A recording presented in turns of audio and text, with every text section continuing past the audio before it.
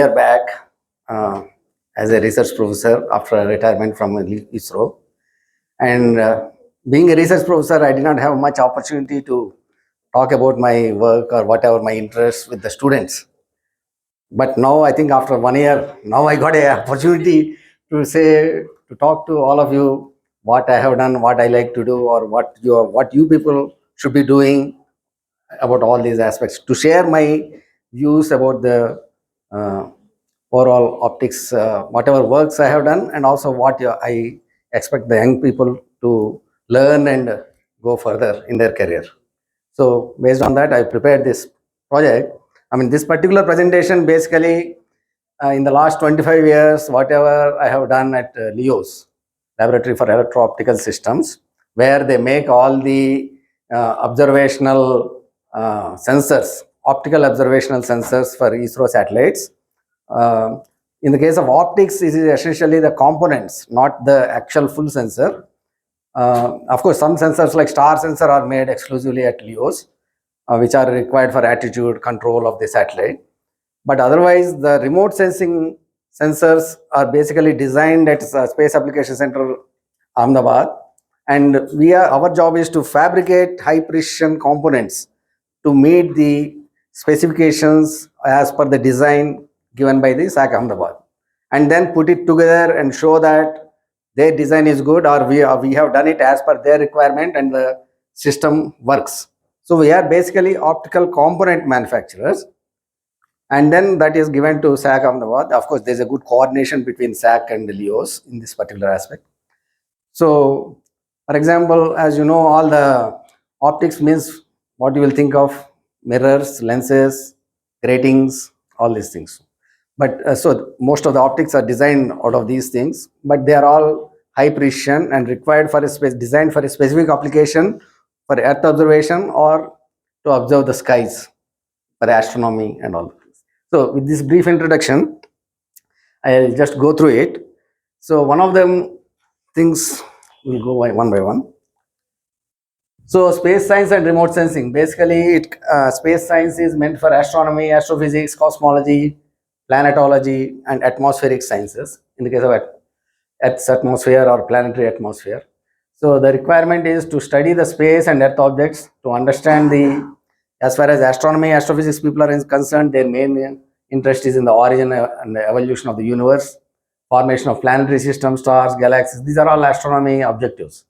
Explore the Earth-like objects around the stars and study the sun and its influence on Earth's environment.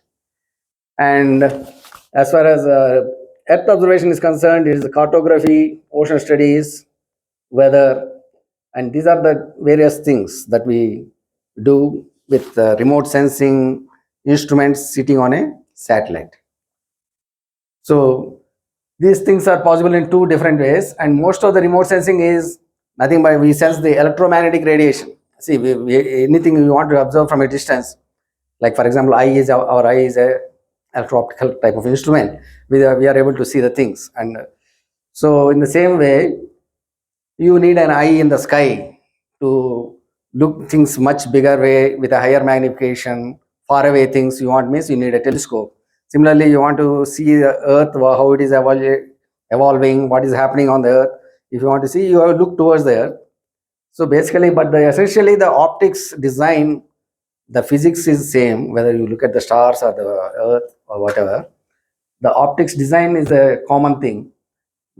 So that part is okay. So and then there are also space probes.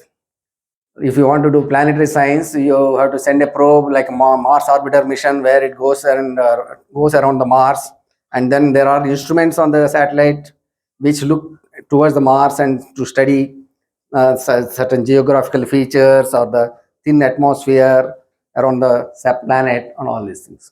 So in all these cases, basically we are looking at the electromagnetic radiation either emitted, if it is a self-illuminating, or it is a reflected, means some sun's rays are falling and is reflected back, and you are looking at the reflected light, or it is absorbed. Part of the light is absorbed, part of it is reflected. So when you look at the light, you know certain things are absorbed by depending on the characteristic of the object we are looking at. appropriate absorption will take place. Whatever is the characteristics, accordingly absorption will be there, and that is reflected in the either image. Sometimes spectroscopic imaging is also done. There are two types of that there that we'll see later. So basically, science research involves, and to do all this, you need very advanced state-of-the-art optics technologies to fabricate the components, to maximize the efficiency of the optical systems, like in terms of the amount of light collected per unit mass of the instrument, and these are all very critical things. And this is a continuous improvement. This is a no end to it. Like as we have seen very recently, the James Webb Space Telescope. It took some 15 years or 20 years to develop it because there are many critical technologies.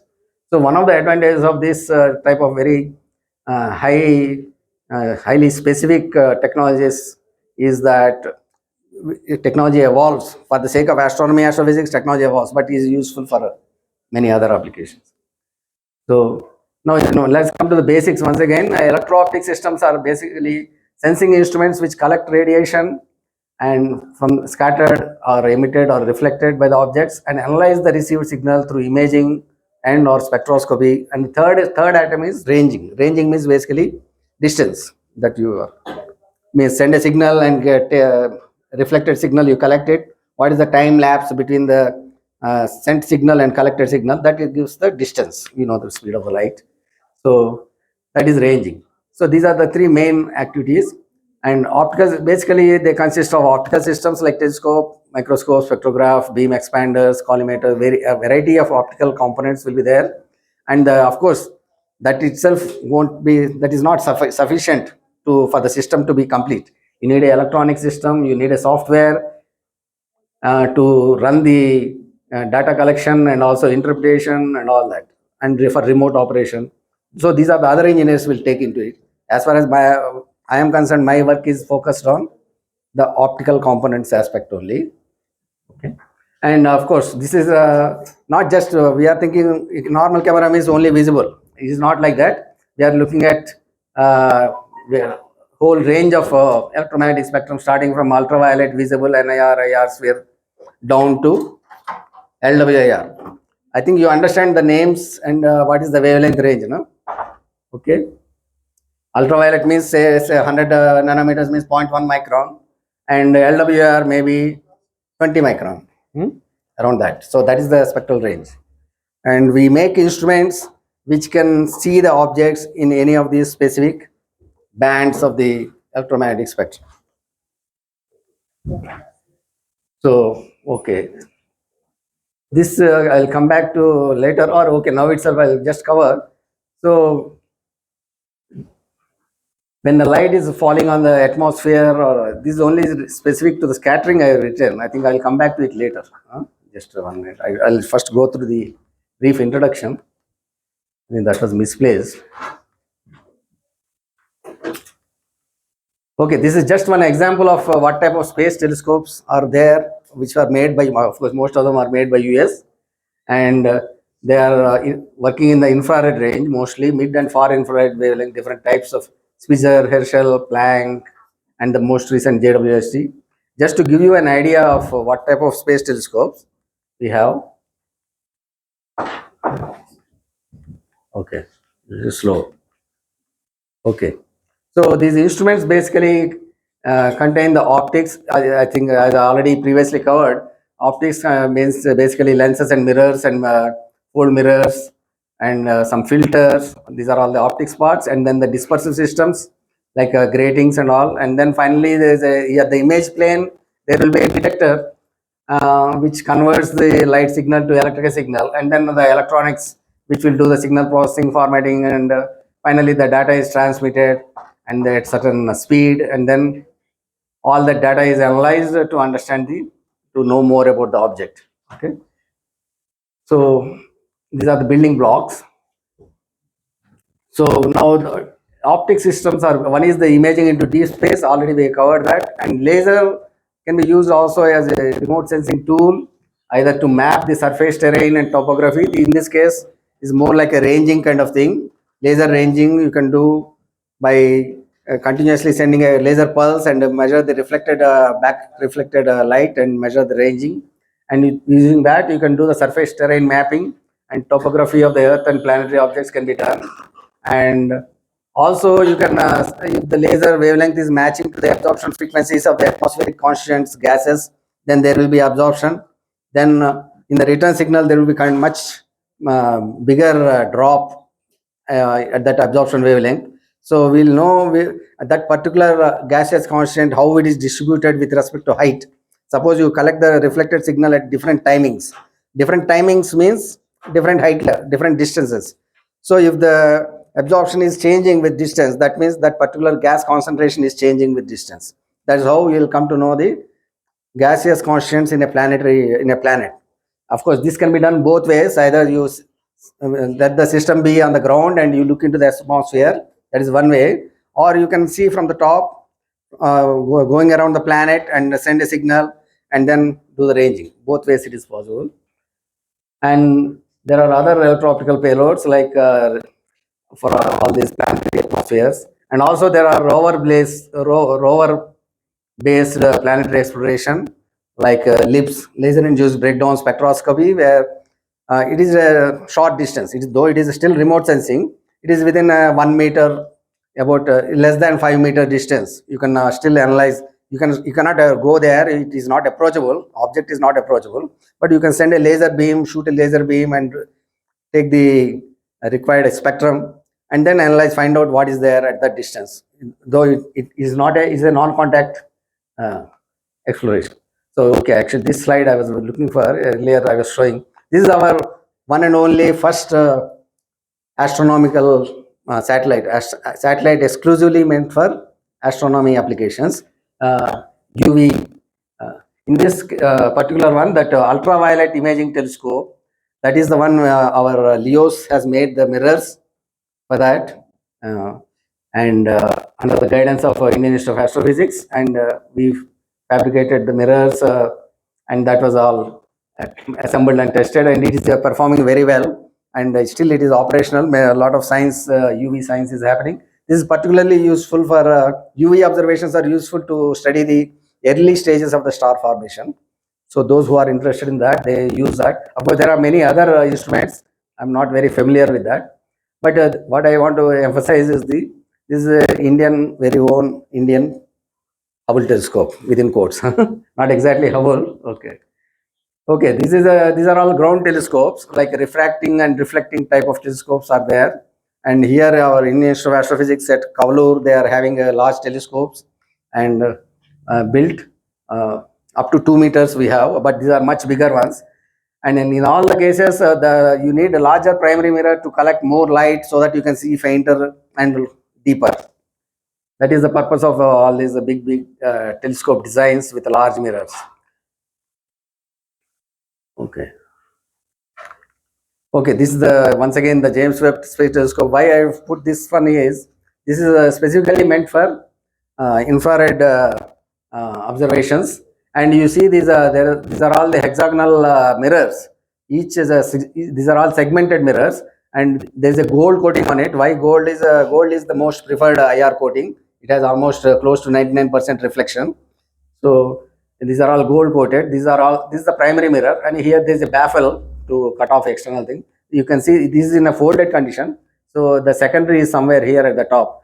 I think when it opens up, the secondary will come in line with the primary, and then that will happen only, I think, in the space. Okay, so this is the Hubble telescope configuration, and in all these cases, optical design is there where they give a very high accuracy and specification and tolerance. They are all very strict and very high. So the thing is, you should be able to manufacture to that accuracies. That is the one what we do at LEOS. And okay, this is for just for general information. Most of you know, telescope can work with a convex lens as a refracting telescope with a 2-lens system, or a simple concave mirror also focuses at the focus. But concave mirror will have certain issues like spherical aberration. So you normally parabola is used, parabolic shape, and that is also a simple telescope. So I'll quickly go through it. I don't want to spend much time on this. And okay, diffraction limit. See, for us, all the optical design is based on this particular criteria, uh, Rayleigh's diffraction criteria, in terms of resolving two close by objects. How we can say that it is resolved? Basically, these are the for any point source, so there is a point spread function, PSF it is called, that gives a see, for a single point source, this would have been the PSF with a distance. There will be this is a diffraction pattern of a point source. Suppose two such point sources are there, the combined diffraction pattern will be something like this. So these 2 points are said to be resolved when the first maximum falls on the first minimum of the another uh, next spectrum. So this criteria is met when this particular Rayleigh diffraction criteria is met, 1.22 lambda by d. Okay, so this d is the diameter of the primary source. So the lambda is the wavelength. So you can calculate and this gives the angular resolution. And you can, if you know that at what distance the satellite is there, you can always calculate the r theta. You can calculate the x in the horizontal resolution. Okay, so that is already mentioned here. The same thing is mentioned here. So these are all the different parameters. I don't want to go too much into this because we are looking at more of materials and fabrication technology, engineering aspect.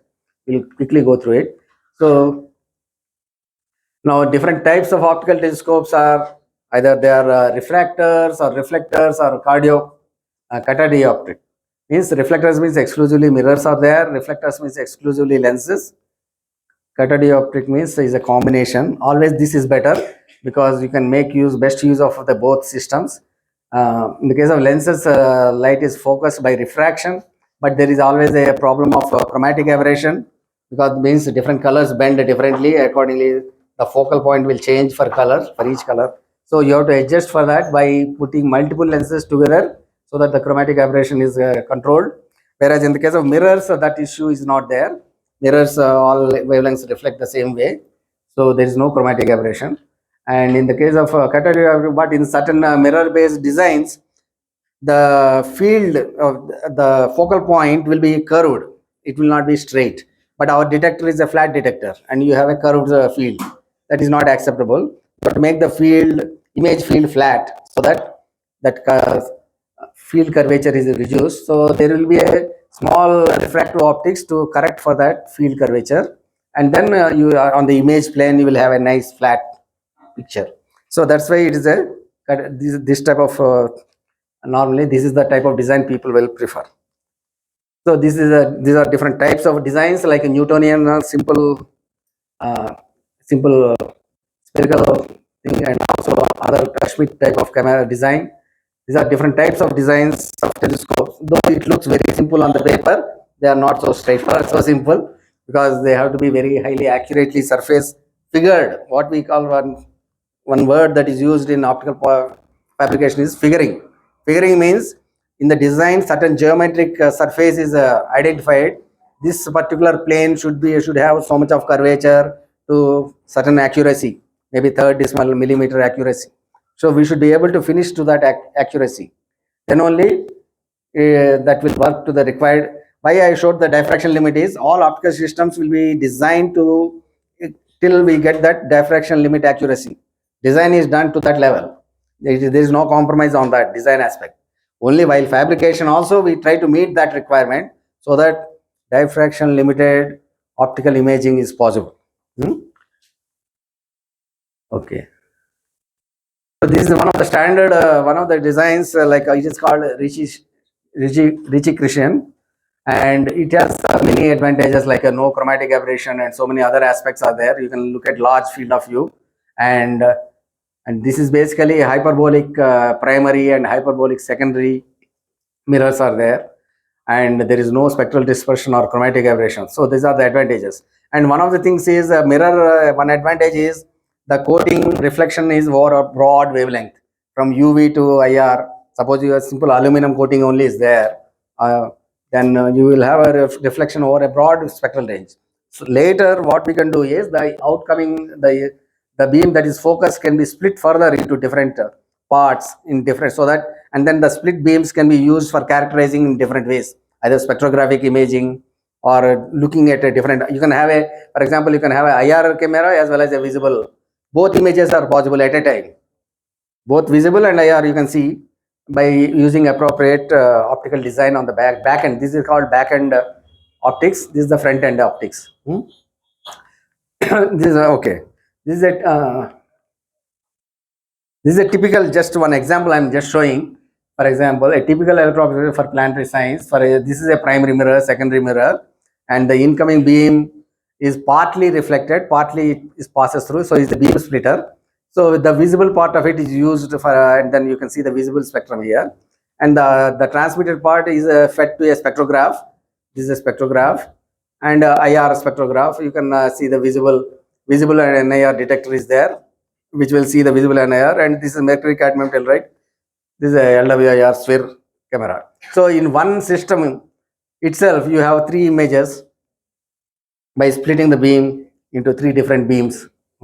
And this is for guidance purpose. This is one typical design. This is not.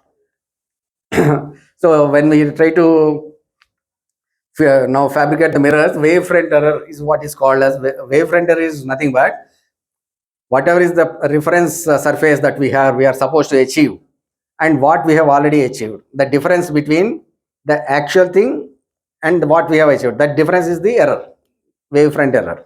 So we try to minimize that mirror error as much as possible. Okay.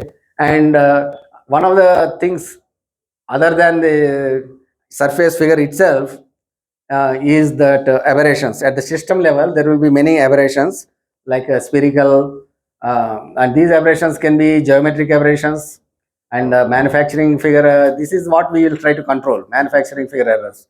This is controlled by, so these two will make sure pakka as much less as possible. But after that, there will be further errors. We are doing the alignment at the ground at 1G level.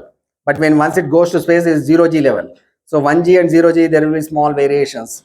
So some errors will come up. So that is also taken care. Sometimes by doing the testing at 0G conditions, in the lab itself, we will generate 0G conditions and test the mirrors and make sure that under 0G conditions, it is meeting the specifications. So that once it goes into space, it will be similar. So and another aspect is the vibration shock induced shifts, and these are all done by testing. QA people will look into all these things. So these are the different aspects. I'll quickly go through all this. Now I come back to testing. When we do the testing, different types of aberrations are shown. Normally, the testing is done by through interferometry. There will be interferometry. Optical interference is one of the very important concepts used in optics for either testing or evaluating. Of course, it is there in all mechanical engineering to see the distortions. This is basically most of the optics fabrication is mechanical engineering only, engineering fabrication. Because we are trying to fabricate the mirrors to high accuracy. So suppose the typical surface figure errors are like this: tilt, defocus, and astigmatism.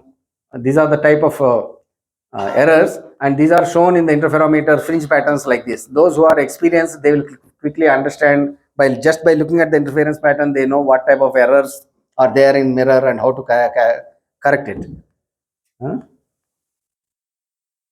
So this I'll quickly go through it. This is already mentioned. And aspheric, this is actually most of the designs, there will be at least 1 or 2 aspheric. Aspheric means conic constants. Conic means when you, a cone, if you cut it with a plane, there are different types of conic shapes are generated. Like for example, if you cut it horizontally is a circle, ellipse, hyperbola, parabola, all these are conic surfaces.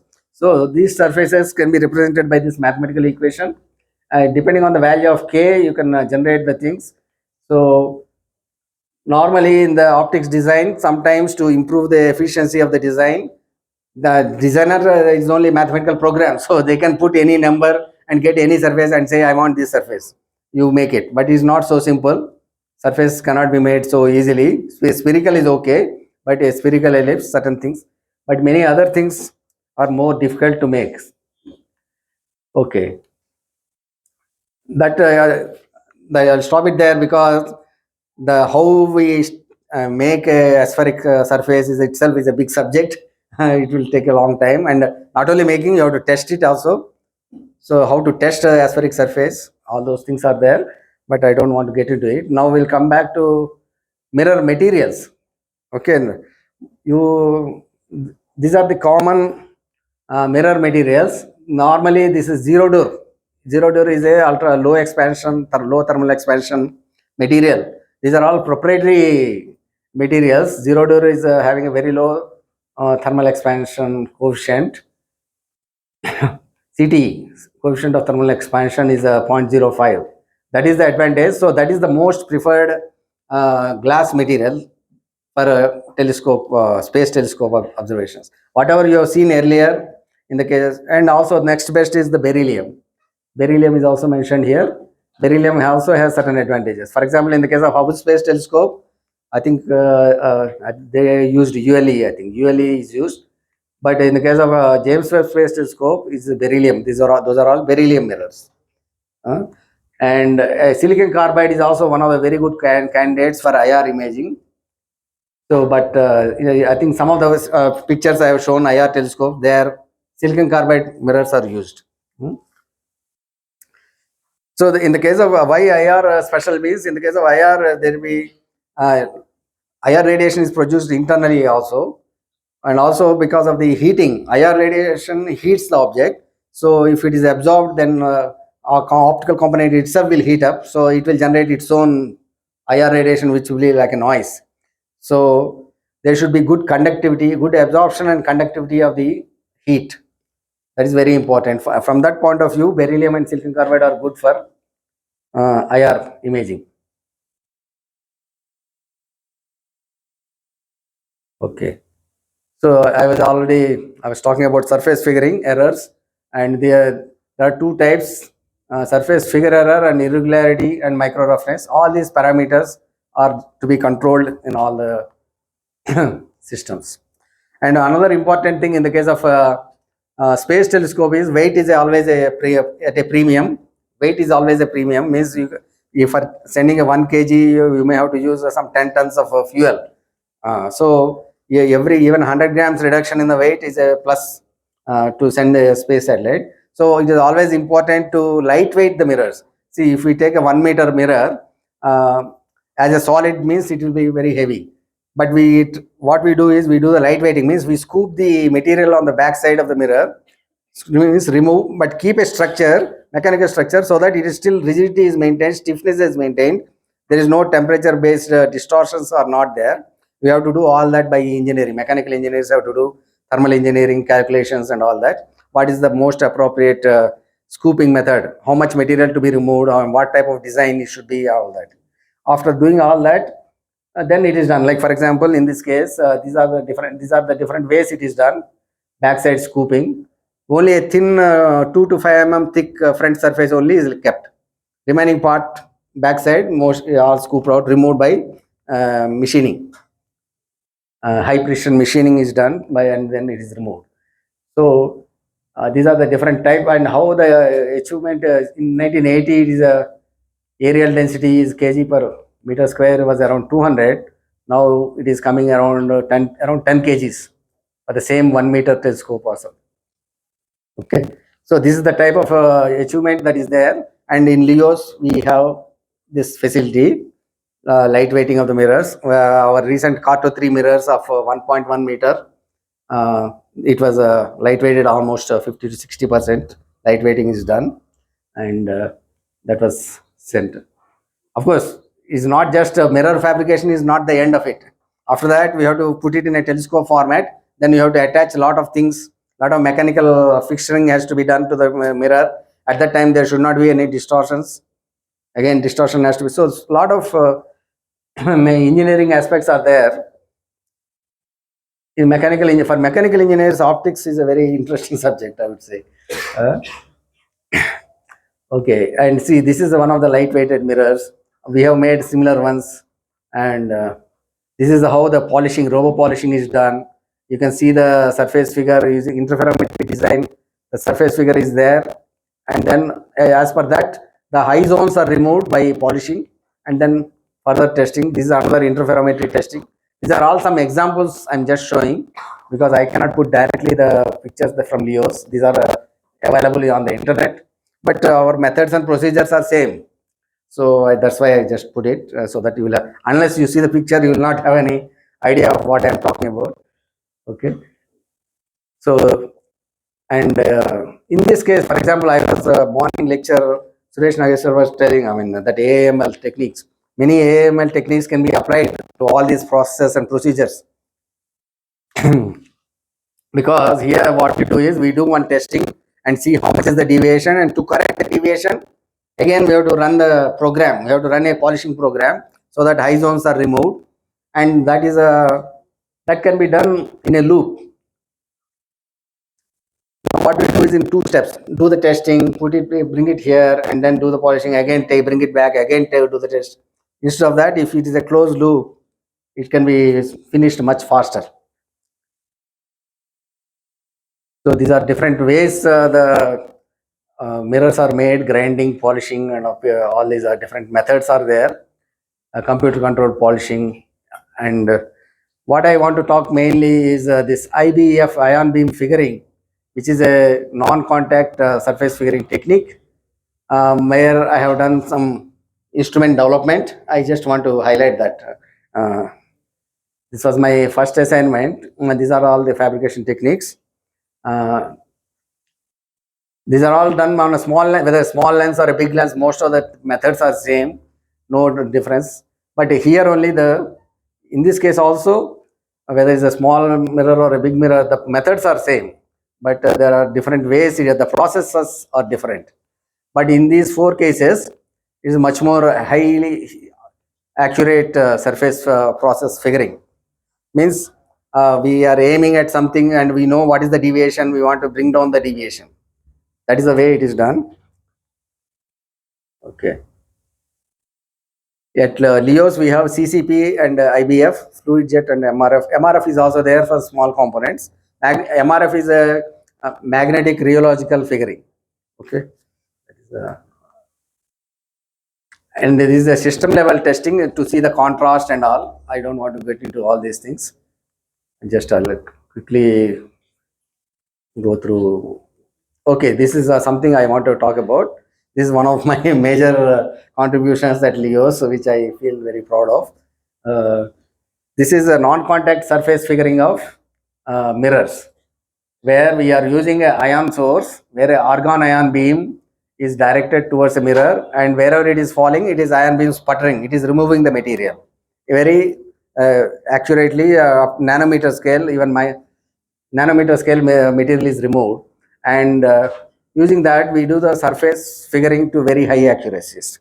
Means normal surface figuring means the PTV in any surface, the deviations are explained, the variations if you see, peak to valley and RMS value. These are the two parameters that are given for any deviations to tell. So in these mirrors, we need a peak to valley of less than 100 nanometers, about 80 nanometers to be exact, and RMS should be around less than 20 nanometers or around 15 nanometers root mean square variation. Okay, so that is the type of requirement. So to achieve that, up to say up to 30-40 nanometer of RMS, you can use by conventional polishing techniques, whatever are available, that can be done easily. But to come from 40 nanometers to 10 nanometer RMS is very, very tough, because it will fluctuate this and that. So that is where deterministic computerized polishing methods are used. So here in this particular system, it has everything in it. Control electronics, vacuum systems, ion beams. There is physics, mechanical engineering. All types of things are involved in this. So this is a Kaufman type gridded ion source is used here. You can see the ion source here, and mirror is kept here on the top. And it is capable of producing argon ion beam of different size and shape and material H rates depending on the power of the beam, how much voltage and current we are setting up for the beam, the H rate will be different. But the advantage is once the power is set, the H rate remains constant, it doesn't fluctuate. Whereas in the case of polishing, depending on as it goes on, at some point it will be etching, it will be polishing more, sometimes it will be less. The material removal will be different at different locations, different times. Whereas in the case of ion beam, everything is, once the operation parameters are fixed, H rates are very fixed.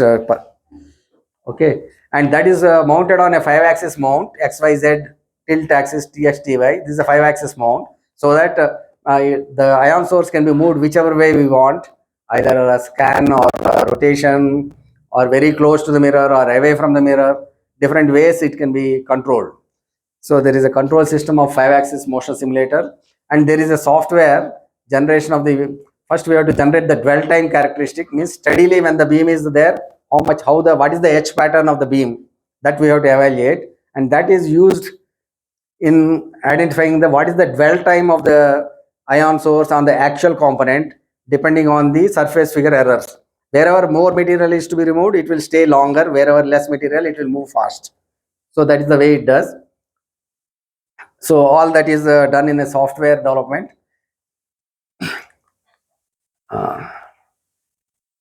I'll just show that. So this is the actual photograph of the system here. Here I have put a smaller ion source. This is a 3 centimeter ion source. Earlier picture 16 centimeter. This is a 5-axis controller, and mirror is actually kept at the top. These are vacuum pumping ports are there, and this is the ion source will be directed on the mirror. And this XYZ, all the 5-axis positions are controlled externally. We write a program on how much, what is the dwell time of the ion source at different locations of the mirror. Accordingly, once we run the program, the mirror will do the scan and etch the material. And after the run, we take it out and test, and we see the improvement in surface figure. And it will be always positive. If there is, unless you make an error in inputting wrong, if you put wrong data, then definitely it will go bad. But if you all your numbers are correct, your identification, location, everything is correct, then we'll see a definite improvement in surface figure. So this is the technique. So these are 2 examples I'm showing here.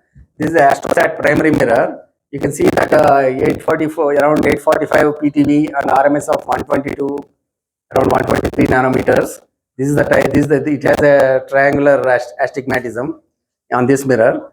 So after a few hours after about 8 to 10 hours of ion polishing, all these things are removed, and RMS has come down to 16.5.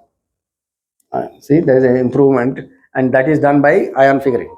And these are already achieved results. Earlier, 170, this is 180 RMS of around 13 nanometers RMS value variation. And this is another Carto 2A secondary mirror. See, normally one of the ways how we come to know there are no errors, the figuring is good, is we see straight lines.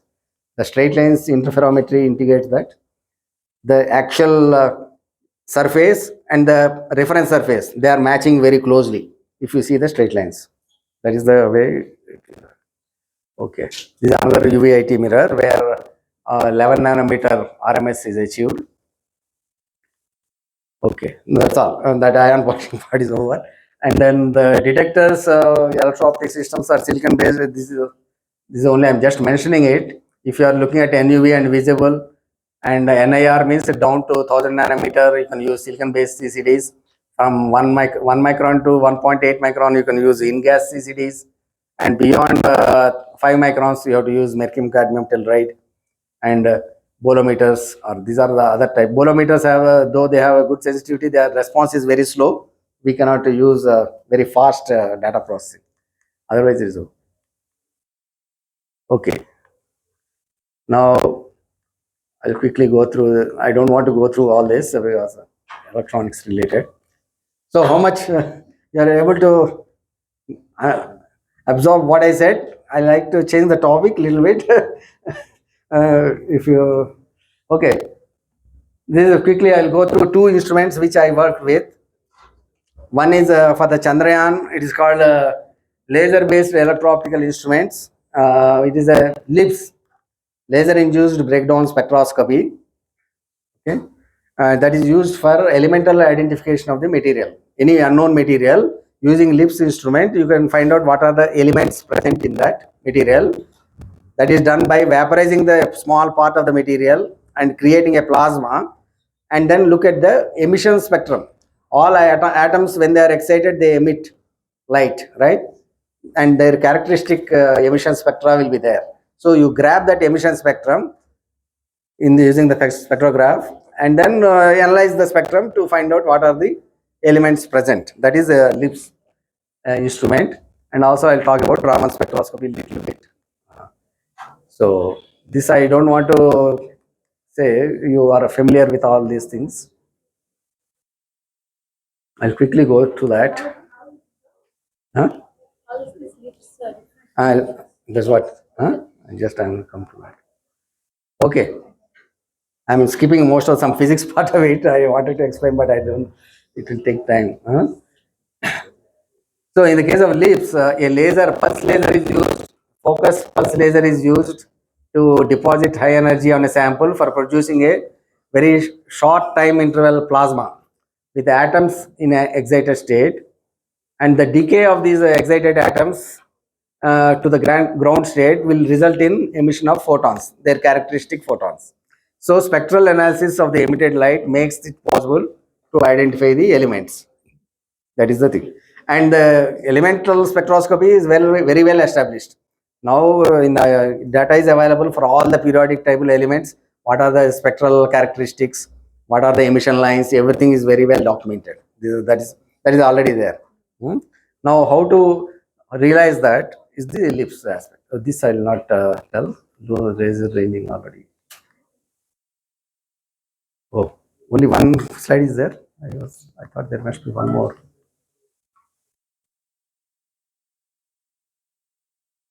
I think somewhere I am missing it. Oh, okay, here it is. Okay, this is actually instrument description. I don't want to go into instrument description.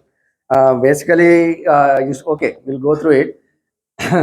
We have a pulse laser source, and then that source is directed towards using a fold mirror. It is directed towards the sample using some focusing optics.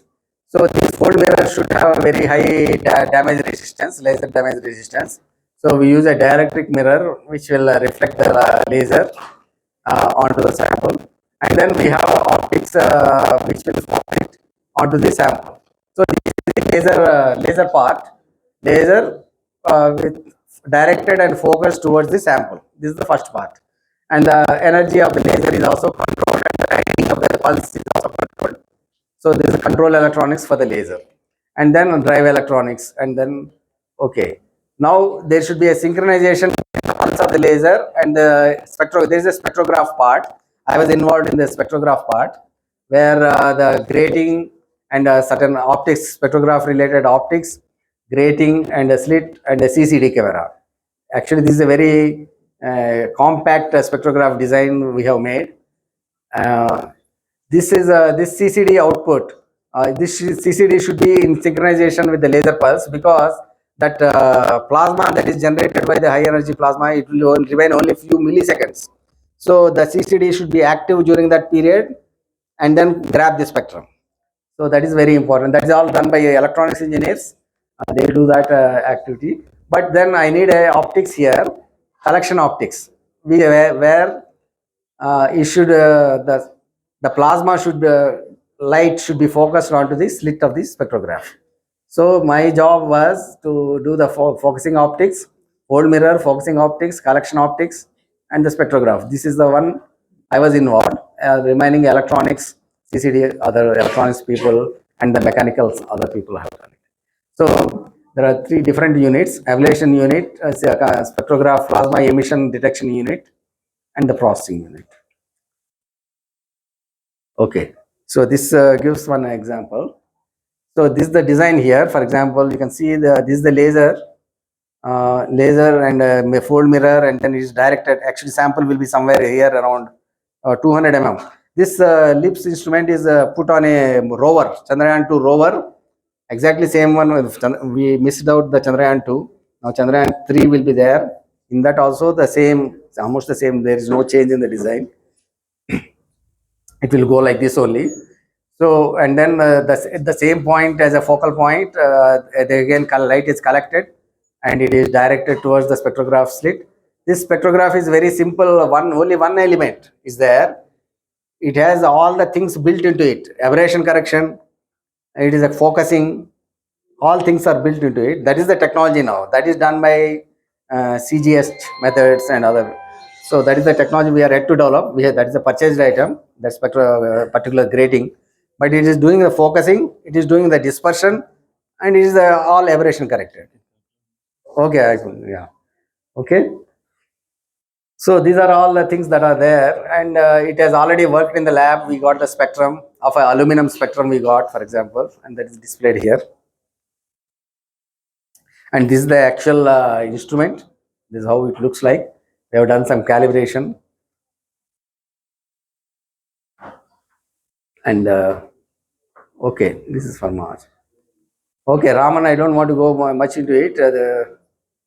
But whatever I have shown so far, all the lenses, mirrors, whatever may be the optical component, it requires coating to improve the efficiency, overall efficiency of the optical system. Mirrors should reflect 100%, lenses should transmit 100%, beam splitters as per the specification, it should split the beam 50-50 or 40-20, whatever way. So these are all is achieved by optical thin film optical coating. Morning Professor Rajana sir mentioned different coating methods. We use one of those coating methods like electron beam, sputtering, and all these methods to develop these optical coatings like anti-reflection coatings and all these things. And these are the different materials we use. For reflection, we use aluminum, silver, gold, chromium, and nickel. For dielectrics, for anti-reflection, we use silicon dioxide, TaO2, and all that. IR materials like germanium, zinc sulfide. And each one of these materials, you have to optimize the coating process, methods, procedures, everything has to be optimized, and you have to get the result. And the coating should meet these space requirements in terms of temperature variation, in terms of humidity. So many other space qualification requirements are there. It has to meet all those requirements. Then only our QA will clear the coating and it will be used for the system. Okay. So that is the summary. I'll end with this. So this is not only laser-based electro-optics is mentioned here, but in general, what I'm telling is, so our laboratory for electro-optic systems at ISRO is the premier high-tech optical fabrication lab in the country from ISRO, and they do what they do very few people do in the country, like making large light-weighted mirrors, and this is the essential requirement of our country, space requirement, remote sensing and cartosat and all that. And I'm very proud and happy to be part of the LEOS organization. And what I have learned many things there. I like to continue that. And of course, the difference between ISRO and academics is ISRO is focused on product development, technology development. They don't care about how many papers you published or what type of, is it a new technology or is it a useful technology which is not available in the country, which is a necessary immediate requirement. Are you meeting that? That is the focus. That is done means yes, you have done a good job. They don't worry about publication and all. But then those who are academically interested, we like to do something new. Now after joining here, I got that opportunity. I hope I'll make use of it. And whatever I mentioned LEOS related, all the activities, achievements of LEOS are the result of highly dedicated teamwork and contribution by several engineers. And I'm happy to be part of that team. And I thank my director LEOS for the same.